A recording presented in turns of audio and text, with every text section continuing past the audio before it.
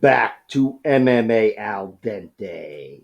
I am the guy who picked Ken Shamrock to defeat Owen Hart in the Lion's Den match. Oh no, he's got him. Ken, what are you going to do? He's Ken Shamrock. Hopefully, I timed that well with the editing. I don't know. We'll see how that goes. Anyway, I am here to talk about UFC Fight Night, whatever the fuck. Vettori versus Dolidze 2. The rematch you've all been waiting for. Okay, opening up the card, we have Unazi Duben taking on Carly Judice. My prediction for this fight is Carly Judice wins, and I've got her winning by round 3 TKO. Because that sure sounds like fun. But certainly a decision wouldn't surprise me. And I have to say, considering these are girls with 5, 6 fights, even a submission wouldn't surprise me. Nothing would really surprise me here. And that's why, even though I was really excited for this fight as an opportunity to bet on Carly Judice, considering the very high profile and allowed success of Unazi Dubin on the Contender Series, I now, with the odds in front of me, see this as an opportunity where I have to bet on Unazi Dubin. Of course, I'll go reaching for props on Carly Judice. I do expect her to win, but these are girls with 5, 6 fights, and Unazi Dubin at 4-1 odds is something I have to bet on principle, just because of the lack of experience.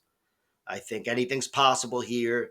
I think these opportunities arise on the Contender Series pretty often. And what better fucking example of that than Unazi Dubin upsetting Shannon Clark? She was a gigantic underdog there, and she one shot knocked her out like fucking Igor Vovchanchin. But yeah, even though my pick is Carly, because she's got every trait in the book, at least she's shown that in defeat, I still think Unazi Dubin, with her danger, she's definitely got a power advantage. Overall, Carly's just as dangerous with her volume and her head kicks and the rest of it. But punch for punch, Unazi's more powerful. And also, Unazi Dubin, there's no obvious weakness to her. She's only been defeated once. It was as an amateur. She was armbarred, I believe, in round 2. I've seen the fight, even though you can't fucking tell who's who, and it's one of those things. But she was armbarred, and that was, I think, her first amateur fight, which is why, again, I definitely would leave the door open for a submission possibility. But I do think Unazi Dubin is still the much less reliable fighter down the stretch.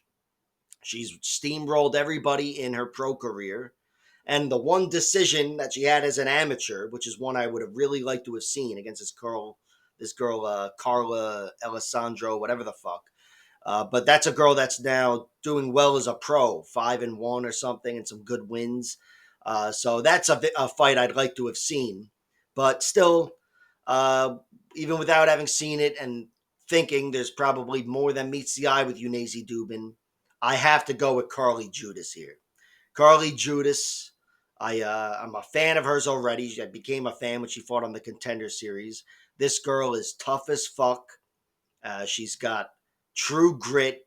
She's got excellent cardio, which was definitely better in her fight against Gabriela Hernandez, with her being the last woman standing there and arguably winning the fight. But even against Ernesta Carrascate, she survived there and didn't let herself get overwhelmed in a fight that I think a lot of fighters would have let get away from them.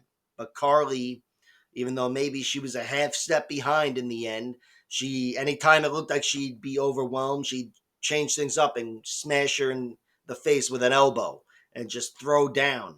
And she showed a lot of great traits. This girl's a true fighter. So I think in a 15-minute fight, without anybody getting hit with one shot and going out, Carly Judice is the woman that should win that fight. Again, her cardio was better in her second fight, her last fight, her second UFC / Contender Series fight.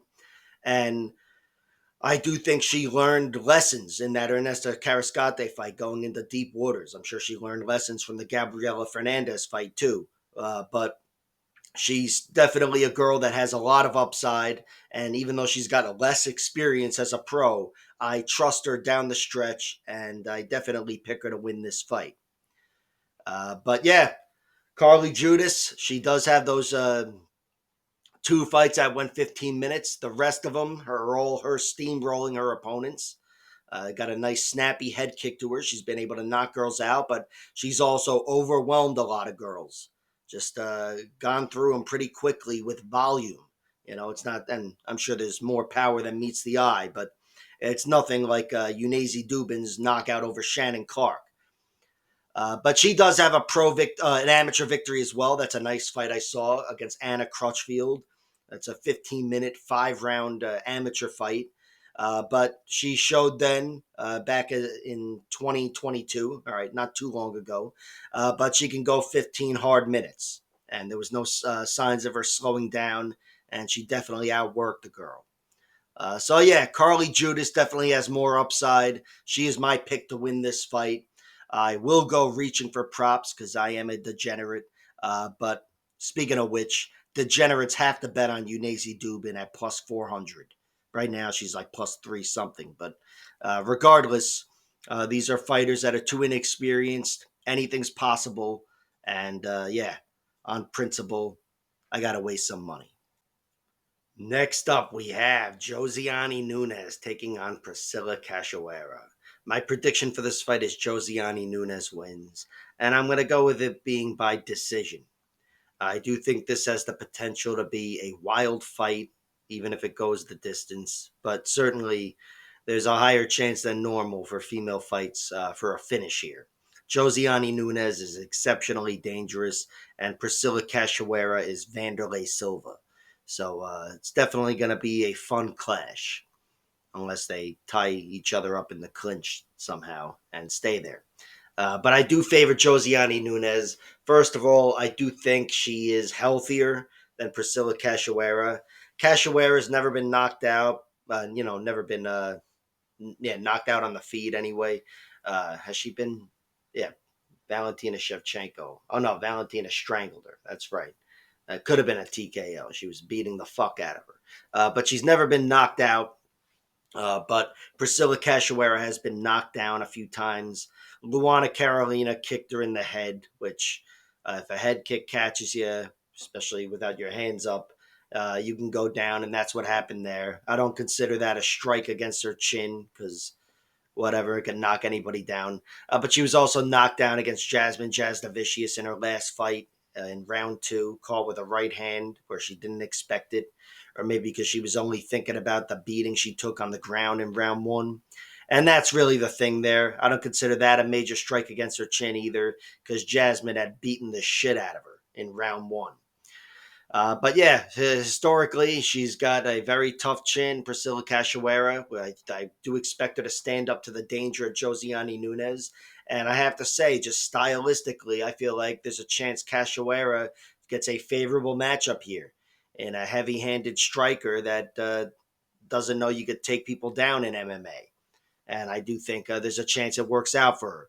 But I trust Josiane Nunes. Again, I think she's healthier, and I do think she's the better point fighter. Not that I expected a fight like that, but I think she racks up better points, being the cleaner striker and having reach on her side, too. Josiane's got fucking long arms. She's actually got 2 inches of reach on Cachoeira, despite giving up a foot and a half of height or whatever it is. But yeah, Priscilla Cachoeira, she's the girl who's been finished a few times, all 4 by submission, including the Shevchenko beatdown. But then she was tapped out against Jillian Robertson. No shame there. That's the female Jeremy Horn. And in her last 2 fights, it took her till round 3, but she did get submitted against Miranda Maverick and Jasmine Jasdavicius. I don't think that's a path to victory for either girl. Going through the other one on the ground with a submission anyway. But still, the weakness is on the side of Priscilla Cachoeira there. It's the bigger, more obvious opening and path to victory. Opening. What the fuck am I talking about? But I do think Josiane Nunes, again, is the cleaner striker. I do think she'll be very difficult to just bulldoze herself. She's got a rock solid chin. She's been in there with great fighters herself, and usually she's the one that's dictating things with her power.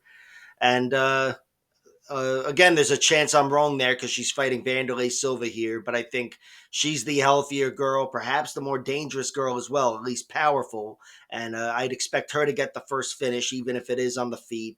But certainly, if it goes the distance, I've got Josiane Nunes winning.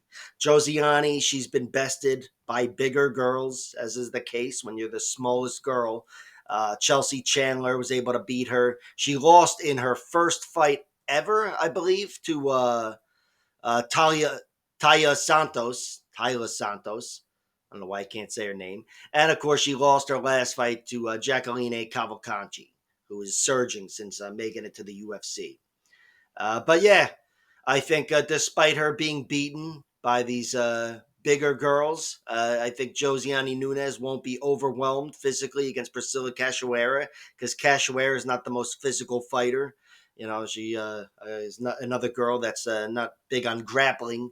And I think Josiane Nunes just carry her skills carry her to a victory here, probably a decision.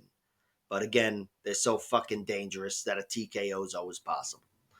So yeah, without being able to shave it down to one thing or another, I just bet on Josiane Nunes. I think she's cleaner, and even though the odds aren't as tight as I'd like them to be, I think she definitely wins this fight.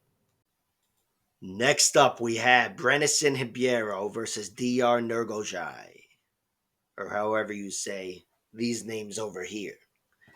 My prediction for this fight is Diyar Nurgojai wins. I'm going to go with him winning by knockout. And the basis for the prediction is I think he's dangerous and I think Hibero is vulnerable. I don't trust his chin. He's a guy who's been finished by submission as well, but certainly I think the chin is the bigger worry moving forward. And it came back to haunt him against Ming Yang Zhang in his UFC debut. And I'm picking it to come back to haunt him here again against Diyar Nurgojai. Brendson Hibero is pure danger, almost pure, I guess. It's been diluted since he won his last fight by split decision over Kyle Machado, but that's his only decision victory in 16 fights. The other 15 are by submission, 9 are by knockout, which is how he punched his ticket into the UFC, knocking out Bruno Lopez, who has since made his debut and won a month or two ago. But yeah, he's definitely a dangerous guy. I'd say he's the guy that I would pick to be more dangerous on the ground, Brendson Hibero, even though he's been submitted there as well. Guy's definitely got danger, but on the feet, he's still very dangerous, and that's where I expect this fight to take place.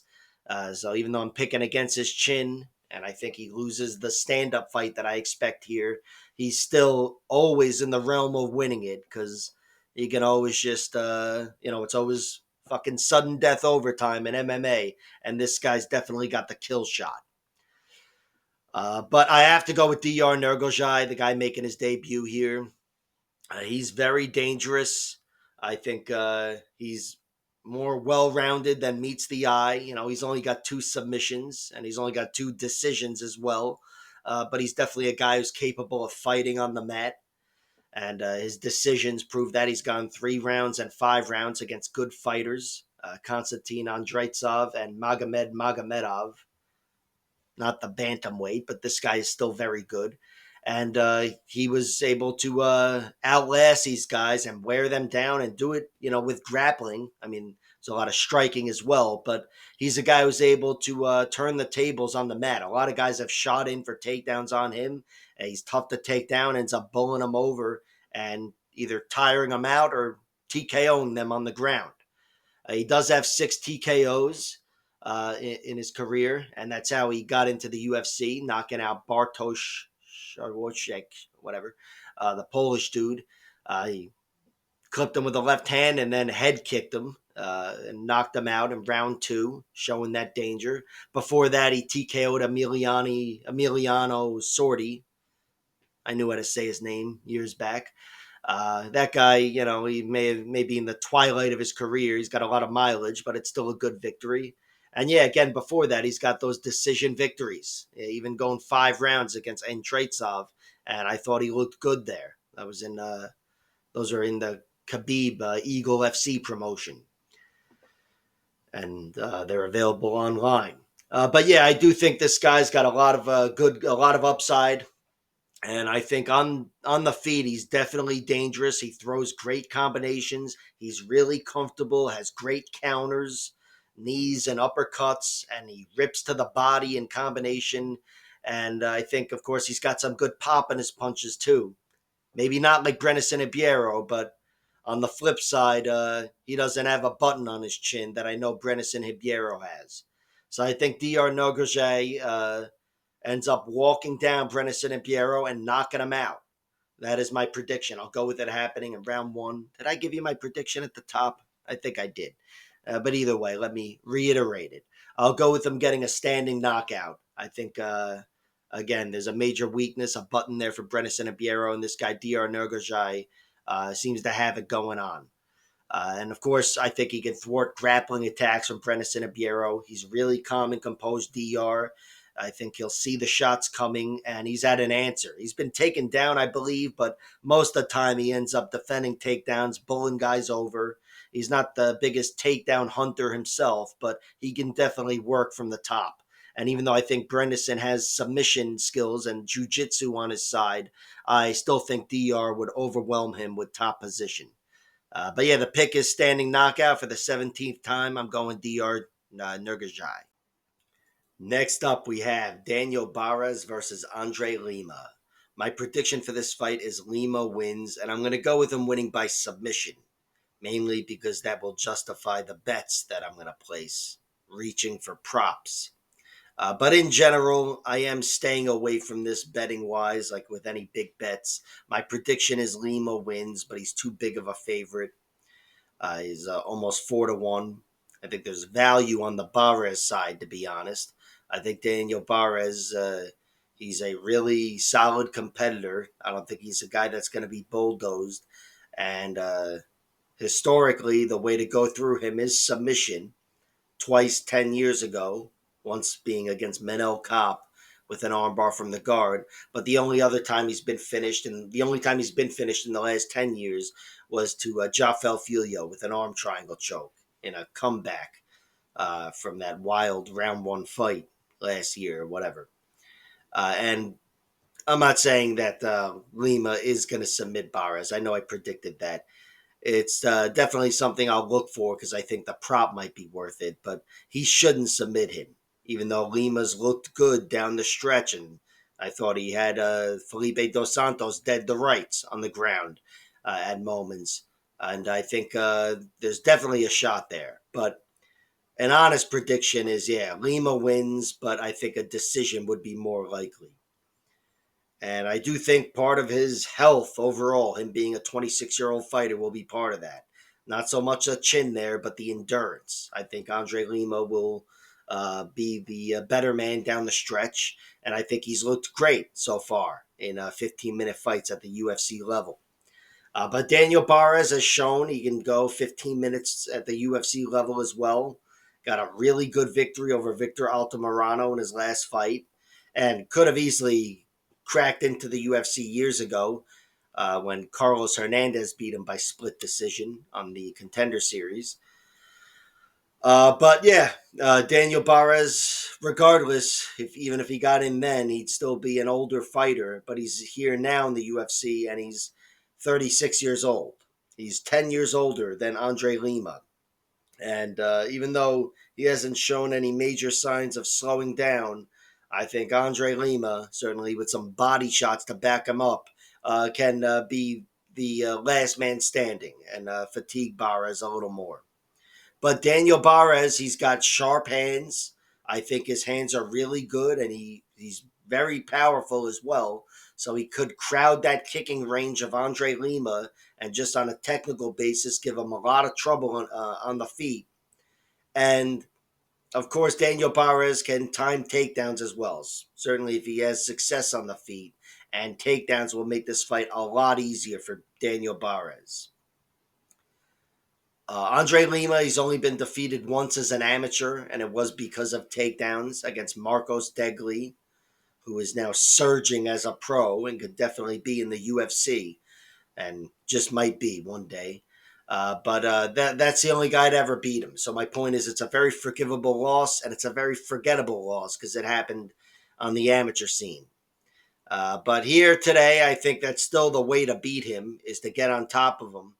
But Andre Lima, he's 10-0, and he's looked really solid so far into the UFC. I did think Igor Severino was up one round against him, but then he bit him, and he lost because he bit him.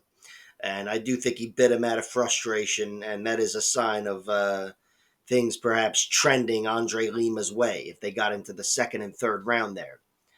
But yeah, for this fight, I have to lean towards Andre Lima. I do think on the feet, as dangerous as Barez is and as sharp as his hands are, overall, the better striker is Andre Lima. Of course, I think he's better with his legs, but he's also got sharp hands as well, and he's got really good counters. And I think in general, he just would get the better of him. So the honest prediction is he wins a decision, Andre Lima, and it's a fight that's conducted mostly on the feet, but certainly they're going to mix it up. But of course, the bet will be Andre Lima winning by submission because that's what we do here at MMA Al Dente. Next up, we have Carlos Vera versus Josias Musasa, who I will be referring to as Joey Zaza. My prediction for this fight is Joey Zaza wins, and I'll go with him winning by decision. Having said that, I've already bet on his opponent, Carlos Vera, because that's what we do here at MMA Al Dente. Look, this is kind of like the last matchup I broke down with Daniel Barez. Carlos Vera is 10 years older. He's 37. He's over the hill and the rest of it. And you could say he's even less proven than Daniel Barez is. But Josias Musasa is inexperienced. He's 8-0, and he doesn't have a lot of great experience in those 8 victories. I'm talking about him only being past round 1 twice. He got a round 2 TKO, which was a good look. That was actually a fight in which he was dropped, or hurt at least. And then he got a split decision victory in a razor thin fight on the Contender Series, which was a good look because he just went to round 3 and he didn't collapse. But there's still a lot more to be proven. He is not reliable. He has not earned my trust. And even though Carlos Vera isn't the most proven guy either at the UFC level, certainly, he's not there yet. He's still a guy with a wealth of experience, twice the experience of Josias Musasa. Sorry, Joey Zaza. And he's got a lot of great 15-minute experience as well. He's been fighting in Fury FC, having a lot of decision victories there. And these are in his last few years as a fighter, 35, 36 years old. So, yeah, you're waiting for the other shoe to drop and him to turn a corner and go down a toilet and the rest of it. But right now, he still looks sharp. I can't dismiss him or his skills based on being shut out by Rinya Nakamura. He was really shut down, I guess, more than being shut out. But here, I don't think that's a path to victory for Josias Musasa, who is the KO artist or something. I don't know. His nickname is like something like that. The point is, he's not going to be going for a thorough wrestling game plan. And I do think Carlos Vera, having never been knocked out, he's been submitted twice. Once in his debut to a good fighter, I believe, and once since then to Levi Moles, who's beaten like 10 guys in the UFC right now, and I think retired a few years ago when guys definitely got more to give. But still, regardless, I think Carlos Vera definitely has a lot of upside at plus 525 right now. Plus 525 on principle. It's one of those. I've got to bet on him, and I already have. And sure, I'll probably bet more. I think Josias Musasa, who is exceptionally dangerous, has 7 knockouts and his 8 victories. I don't deny his danger, but I think he could have a hard time here with Carlos Vera because despite him being 37 years old, he's got a solid chin on him. And if he's not able to destroy Carlos Vera, I think Vera can make this very difficult for him in a 15-minute fight. Carlos Vera is more of a stand-up fighter. He's got Taekwondo and Capoeira and the rest of it. He's got some funky shit, but he's definitely got some funky shit on the ground as well.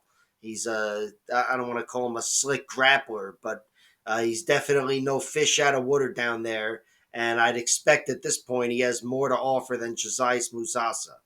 So, on being the reliable 15-minute fighter and on being what I expect to be the more versatile fighter, I think Carlos Vera at plus 525 right now warrants a bet. So, the pick is Joey Zaza by decision. Next up, we have Stephanie Luciano taking on Sam Hughes. My prediction for this fight is Sam Hughes wins, and I'm going to go with her winning by decision.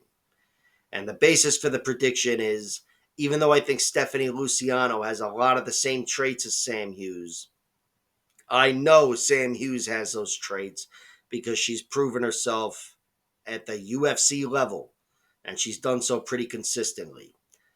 Sam, in just about every one of her losses, is the last woman standing.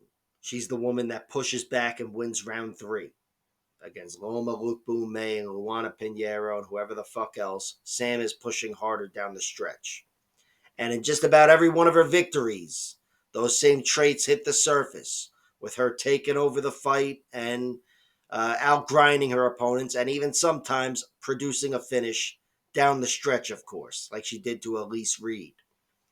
But Sam, yeah, she doesn't have a pretty record. It's 9-6. Looks pretty ugly, but the girl is a workhorse.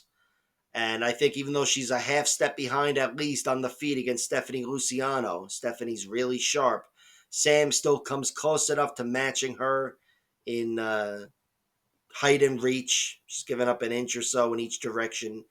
And I also think Sam Hughes can win that physical battle, getting inside, getting top position, winning the wrestling battle, and scoring points that need to be scored on the ground. So in general, I've got Sam Hughes here because she's a reliable round 3 fighter. She's got a rep like Christian Rodriguez for shutting down newcomers, beating Victoria Dudikova, my love, and also beating Jacqueline Amory. Fuck it, my other love. But yeah, Sam Hughes, she can definitely play the spoiler, and I think this is a potentially bad matchup for Stephanie Luciano. Now let me get to the other horseshit. I do respect Stephanie Luciano's toughness a lot. I respect her cardio a lot as well. I don't know if I've ever seen any girl outlast Stephanie Luciano. And I've seen just about every fight of hers, pro and amateur. But the one fight I really would like to have seen is the one fight that means a fuck. Her loss. She lost 3 years ago to this girl, Andressa Romero. I've seen the weigh-ins, for whatever that's worth.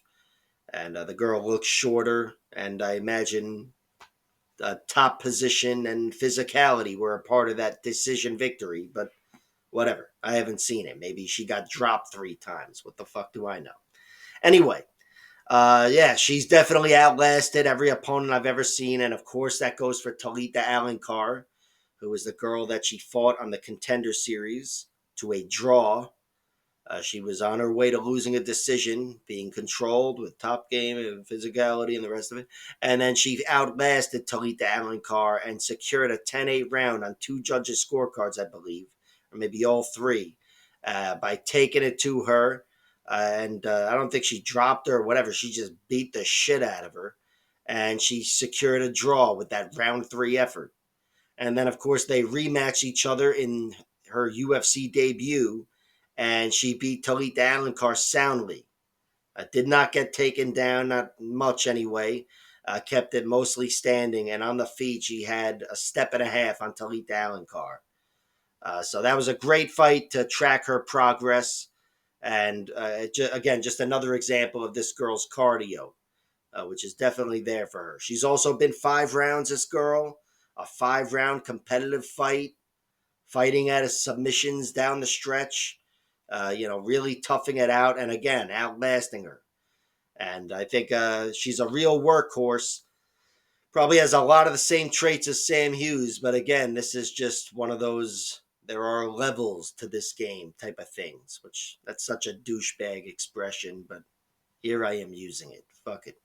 But there are levels to this game, and that's why a girl with an ugly record like 9-6 and Sam Hughes can be precisely the kind of girl to spoil a 6-1 fighter's debut, especially when I think that girl has a bright future. This win would mean a lot, and I think it's going to age well, like some of other Sam Hughes's other victories, especially that Jacqueline Amorim win. But that could wind up being like fucking Ankalaev versus Paul Craig. But yeah, Sam Hughes is the pick because she's been a reliable workhorse at the UFC level. But there are reservations there because Stephanie Luciano, I think, definitely has a technical advantage on the feet. And as far as the fighter traits and all that horseshit I like to harp on, she's not lacking in anything. And there's a chance she matches the cardio and will of Sam Hughes. But again, Sam Hughes, she's proven she's my pick. Fuck it and fuck you. Although, not you. And subscribe, please. Next up, we have Waldo Cortez Acosta taking on Ryan Spann. My prediction for this fight is Waldo wins, and I've got him winning by knockout. I think even though Ryan Spann is moving up in weight, which should theoretically help his chin, and I think is a good move for him, considering he's still only 33 years old, and he is halfway to 7 feet tall. But I still think, even with the move and whatever, I have enough doubt in his chin that just can't be erased. And I think it's going to haunt him here, tasting the heavyweight power of Waldo Cortez Acosta, who is still primarily a boxer in my mind, despite him looking like an Abu Dhabi grappler when he had to fight Rebellis de Spain in his last fight. I don't know if he would have qualified for Abu Dhabi, but still, that was a good look for him winning that fight that way. But yeah, I'm picking Waldo here. I do think his boxing would carry him to a victory anyway, even if it was on points. I do expect this one to be conducted on the feet. I think he's just sharper and more comfortable than Ryan Spann. I've always thought Spann could be a little shaky, but I'm not talking about 15 minutes here. I think Waldo is going to get that knockout. Again, the doubt in the chin of Ryan Spann has never quite left me. And I think Waldo finds the chin. But look, overall, Ryan Spann is the more dangerous guy when you factor in the ground game. And by the ground game, I mean the standing guillotines and all that, because that's part of the ground. But yeah, Ryan Spann's got that guillotine, which is the best weapon in this fight. It is definitely his best weapon. And you don't need to be on the ground to hit it. You just need to have that neck present itself. It's an opportunistic submission. And I think that makes Ryan Spann incredibly dangerous. Waldo Cortez Acosta, he's never been submitted, but I don't need to see it happen to know it can happen. I'd certainly say the first submission in this matchup goes to Ryan Spann. Although bear in mind, I said the same exact shit about Jalen Turner when he fought Ignacio Bahamondes. So this is just another way of saying you can guarantee Waldo wins by triangle choke. Fucking lock it in. But yeah, I don't think that's going to happen. And as dangerous as Ryan Spann is on the ground, I'm assuming Waldo's coaches have prepped him for the guillotine choke and how easily that could come into the fight. And I think as far as conventional takedowns and grappling goes, Waldo's going to be too solid of a heavyweight for Ryan Spann to just bulldoze him over. And Ryan Spann's never been the best wrestler to begin with. So yeah, I've got this fight being conducted on the feet, and even though Ryan Spann is still 6'6" and fucking solid muscle and dangerous, I think Waldo Cortez Acosta is more dangerous, despite not having shown it too much in the UFC. And of course, I think he's more durable. And I've got Waldo Cortez Acosta touching that chin and winning by knockout. I bet on Waldo already because it covers the decision as well, but no doubt the pick is knockout. And I'll see once the prop drops if I can bet on him winning by triangle armbar in round 3. Next up, we have AJ Cunningham versus Su Young Yu. My prediction for this fight is Su Young Yu wins, and I'll go with him winning by decision. Having said that, I won't be betting on him because he's a gigantic favorite. And this is another case where, yeah, even though I'm picking against him, I'm betting on AJ Cunningham. There is value on him at almost 5-1 odds. Another crazy set of fucking odds. But yeah, AJ Cunningham, I don't think his chin is under such a big threat in this matchup, and that is definitely his biggest liability. And on that front alone, I feel like it's worth a shot. And I'm aware the body shot did him in against Ludovic Klein, but in general, I think his durability standing up to strikes is not under such a big threat here against Su Young Yu. But yeah, AJ's chin itself is the biggest liability. He was TKO'd against Stephen Wynn and could have been finished in the first round, at the end of the first round, but he got put away in round 2. He's been cracked before, a spinning back elbow in this other fight I saw of his against this guy, Jason Mullen or whatever. That's forgivable because it's a spinning back elbow, but he was rocked. He was also knocked out against Solo Hatley Jr. on the amateur circuit, even though that's not listed on his Sherdog resume because it's a loss under the name of Austin Cunningham. But it's him. And yeah, he's definitely, I can't say he's got a button on his chin, but it's his biggest liability on paper. And I have to say, moving forward, it's my biggest concern for AJ Cunningham. And here in this matchup, it's not under such a big threat against Su Young Yu. Su Young Yu is zeroed in on grappling, and I do think he will have a grappling advantage here. But AJ Cunningham is still a good grappler. He's the better striker.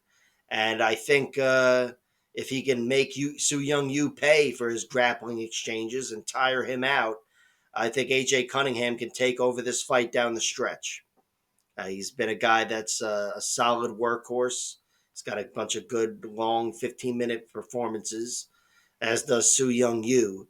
But I think AJ Cunningham at 5-1 odds is certainly worth a bet here. AJ Cunningham has a record of 11-4. He's got 8 finishes, 4 by knockout, 4 by submission, and 3 by decision. He's a very well-rounded guy. And his 4 losses include 2 by knockout, 2 by decision. He lost to Stephen Wynn and Ludovic Klein, like I said. His last 2 were by TKO. And then he lost decisions to Solo Hatley Jr., the guy that knocked him out on the amateur circuit, then beat him as a pro in a much better fight by decision. And he also lost to another really good fighter in the LFA, Javier Garcia. So it's definitely not the worst resume at all. It's just that in the UFC so far and on the Contender Series, he's been TKO'd twice.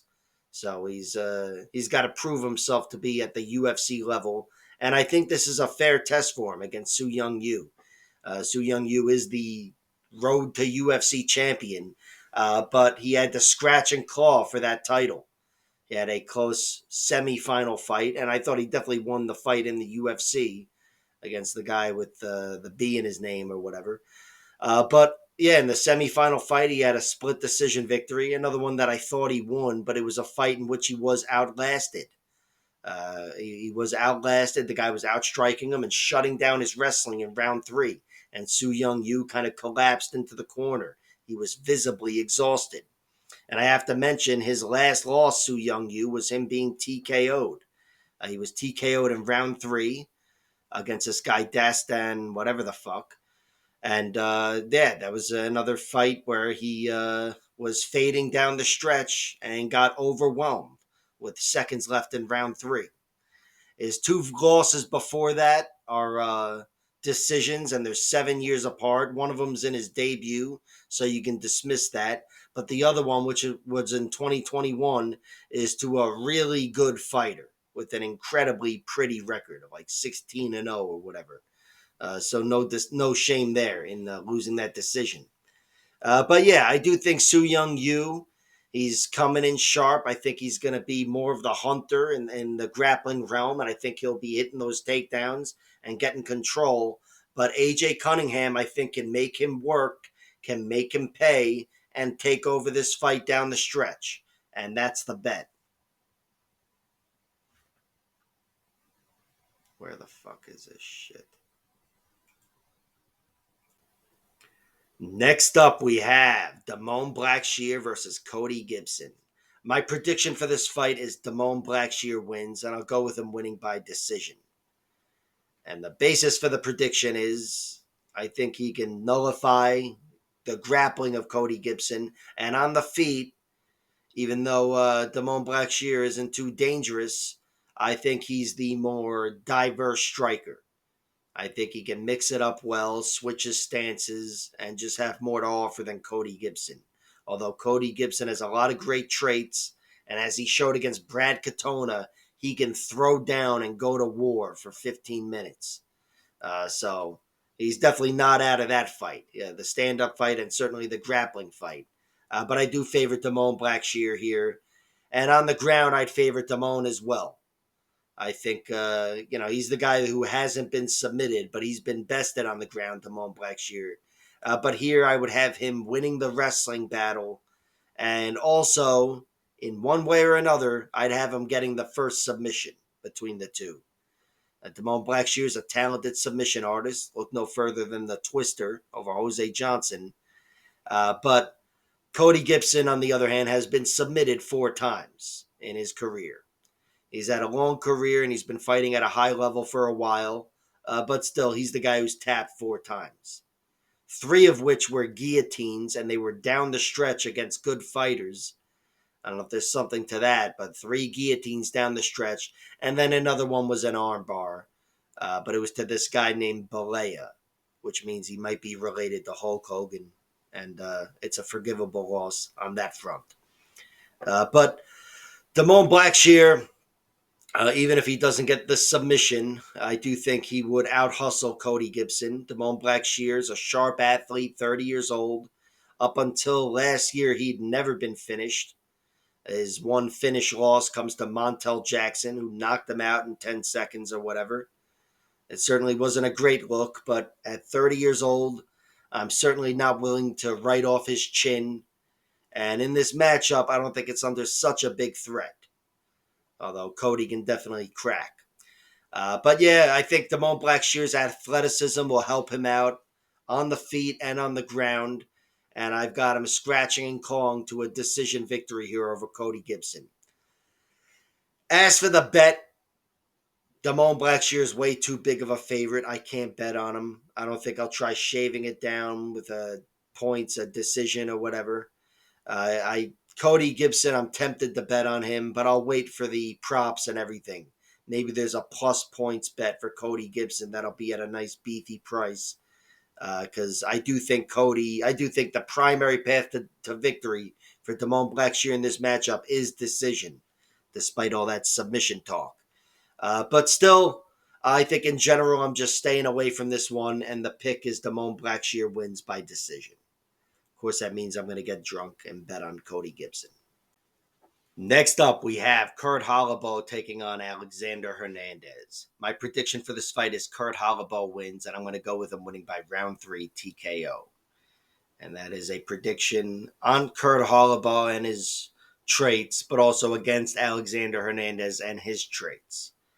I do think Alexander has advantages in this fight.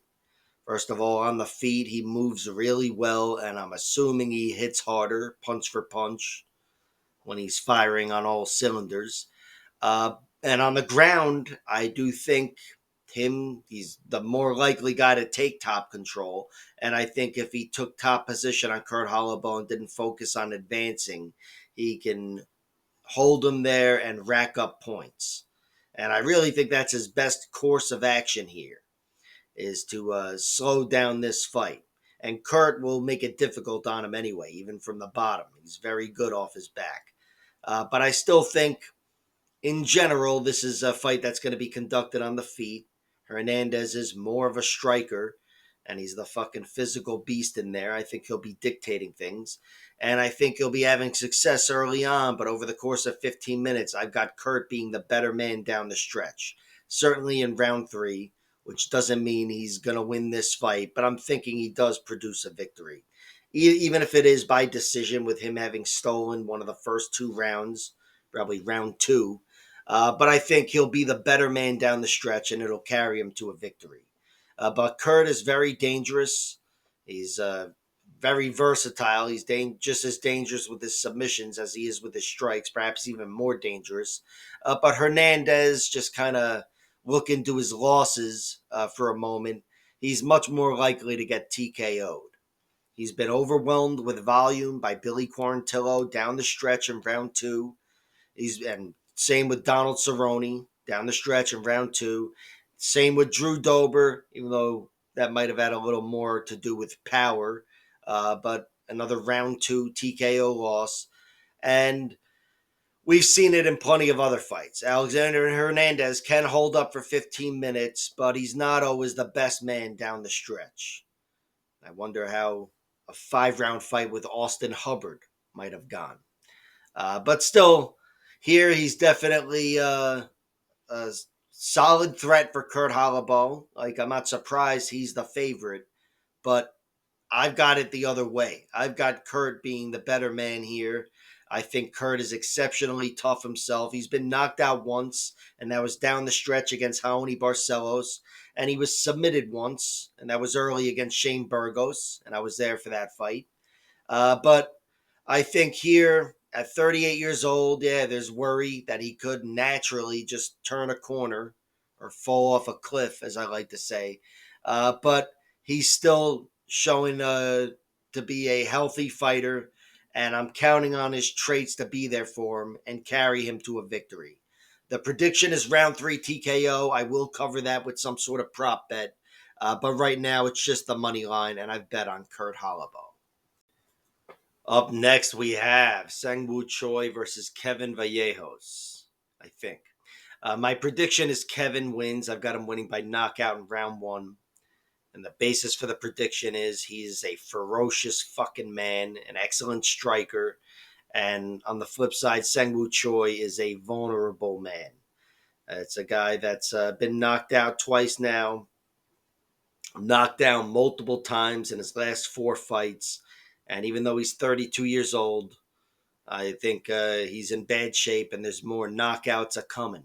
And I've got one happening here in this fight. That's my prediction. He's a 4-1 underdog, Sangwoo Choi. So, of course, I'm looking for reasons to bet on him.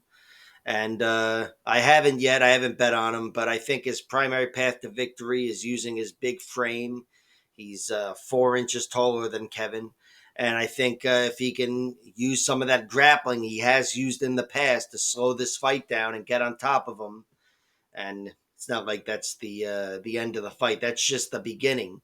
But if he can do that for 15 minutes, I think his primary path to victory is a decision. So maybe I'll throw a sprinkle on that. But definitely, I think Kevin goes through his chin. So, of course, I'll wait for the props and the under, or the wherever it's set at. I do think Kevin wins in round 1. That is the prediction. But regardless, Kevin is too big of a favorite right now for me to bet on him. I think they got this one right. You know, he's got a lot of upside, and Sangwoo Choi, he's looking increasingly more vulnerable. And Kevin's never been finished himself. He's only got 1 defeat, and it was on the Contender Series against Jean Silva. And he gave Jean Silva a good fight.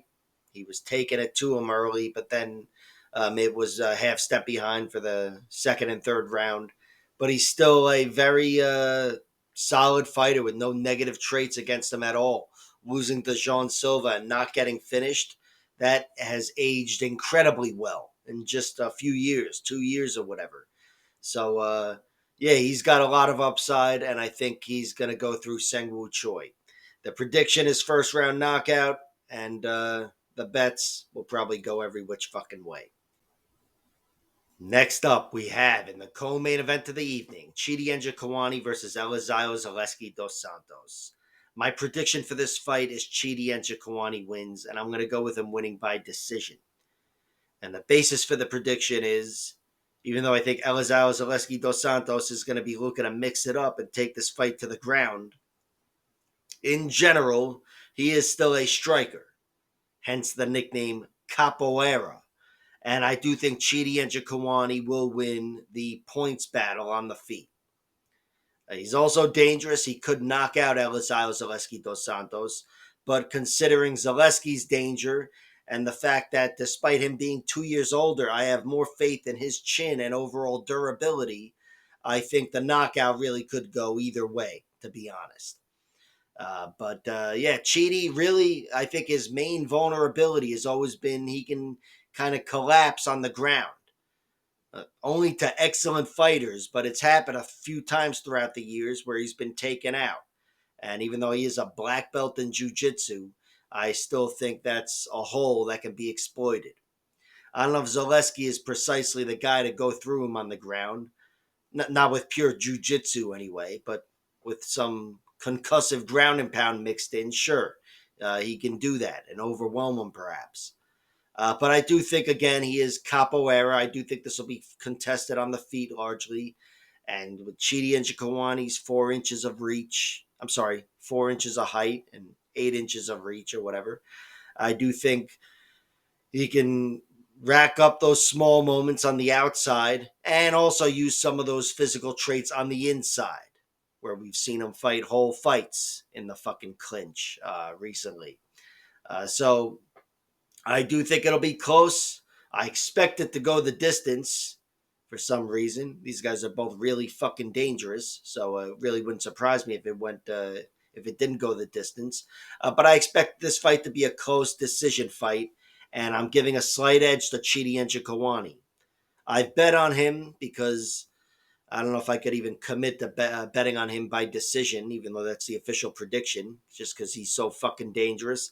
And even though Zaleski's only been TKO'd once against Li Jingliang, he is approaching 39 years old at the speed of light. So he could fall off a cliff at any moment. But yeah, Chidi is the pick. And right now, Chidi is the bet. We'll see if anything else entices me. And in the main event of the evening, we have Roman Dolidze versus Marvin Vettori 2. My prediction for this fight is Vettori wins by decision. And the basis for the prediction is, even though he's been gone for 2 years, Marvin Vettori is still a 31-year-old athlete. He is the athlete in his prime. And Marvin Vettori is still a reliable 5-round fighter. We've seen him in victory and in defeat. And he can go for 5 rounds. In defeat, we've seen him never get finished. He's never been finished in all of his losses.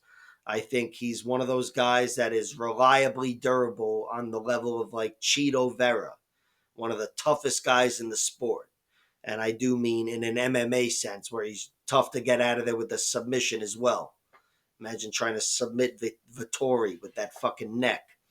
But I do think here in this fight, Roman Dolidze is the more dangerous guy on the feet and on the ground, certainly.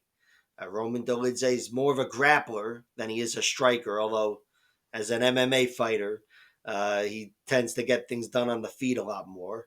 But yeah, regardless of where the fight takes place, Roman Dolidze is the more dangerous guy.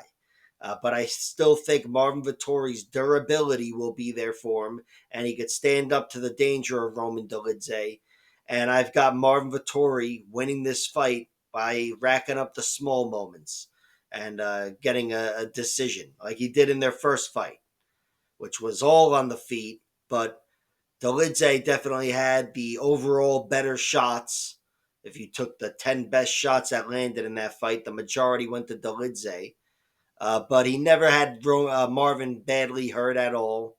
And Marvin racked up those small moments throughout that whole fight and ended up walking away with a unanimous decision. I'm not hanging my hat on that thing. I don't even know what that expression means. I keep using it. I'm not hanging my hat on that decision. I do feel like it could have gone either way. That fight was a razor thin toss up. And if they fought that next night, I would have said, yeah, even odds, or maybe minus 115 for each fighter. You got to make money. But yeah, I wouldn't know who to pick as a favorite. The reason I'm going with Vettori here, though, is because this is a 5 round fight, and he is now. They're both now 2 years older, but I think that 2 years of age favors Marvin Vettori, jumping from 29 to 31, as opposed to Dolidze jumping from 34 to 36. And also, I have to say, Dolidze, I've always had a little bit of doubt about his cardio, just a little bit. Not that he fades down the stretch or whatever, but maybe it's a little more visible when he does slow down. And I do think here that might hit the surface and be more visible and obvious against Marvin Vettori. Vettori can throw strikes straight for 25 minutes. He can grapple. I think he's the lesser grappler here as far as submission skills go. But Marvin Vettori is still the big fucking tank, and he can wrestle. And I think he'll be the one securing top position in scrambles. And I think Marvin Vettori, mostly on the feet, but however he needs to do it, slows down Roman Dolidze and ends up outpointing him for a decision. That's the prediction. I haven't bet on Marvin Vettori yet, but I can tell you I'll be looking to bet on either the over or some plus points, a plus point situation, because I do think this one is more likely to go the distance, even though now it's a 25-minute marathon. But I still think it's more likely to go the distance regardless of who wins. And I do think it will be close. So plus points, the over, some shit like that. But as of now, no bet, and the pick is Vettori wins by decision. That was a fucking mess, like it always is. Like, share, subscribe, all that horse shit, and check out my other videos, which are also a fucking mess.